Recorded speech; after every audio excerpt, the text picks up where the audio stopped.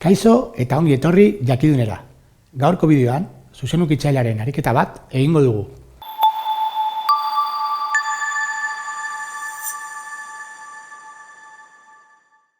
Ariketa honetan, kalkulatu behar dugu funtzionen zuzenukitzailea paraleloa izan da zuzen honekiko. Horretarako lehenengo urratsa izango da zuzen honen malda kalkulatzea. Horretarako, I bakandu behar dugu, ez hartu minus bi. M da izaren koefizientea I bakanduta dagoenean. Orduan, M izango da bi. Orain, deribatu behar dugu funtzioa eta berdinduko dugu maldara. Bira. F' kalkulatzean, hiru hau, hiru izaberri, baina hiru hori simplifikatuko da izendatzailearekin. -6 iza gehi 10 eta berdinduko dugu bira, emera. Orduan ailegatuko gara, bigarren mailako ekuazio batera, bi hau pasatuz, bai? Eta hemendik aterako dira, ze puntutan funtzionetan malda bi.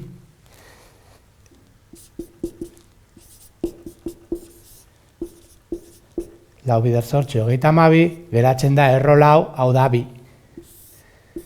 Eta puntuak izango dira lau, 6 gehi bi zortzi zati bi, eta 6 bi lau zati bi, bi.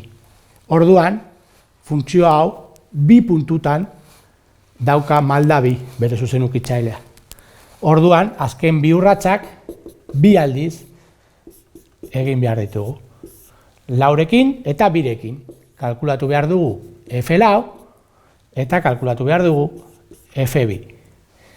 Lau sartzean funtzioan, ez zuzenean, funtzioan, lau beriru zati hiru, ematen da berrogei zati hiru. Eta bi sartzean ematen da 32 zati hiru, bi ordezkatuz. Behin malda jakinik eta I balioa, funtzioaren balioa, idatzi aldugu zuzenukitzailea. Malda da bi. X-ken puntua. Gehi berrogei zati hiru. Hemen gauza bera errepikatuko dugu, malda berdina da, X-ken puntua, X-ken bi, gehi 32 zati hiru. Hauek izango dira funtzio honen zuzenukitzaileak paraleloak zuzen honekiko.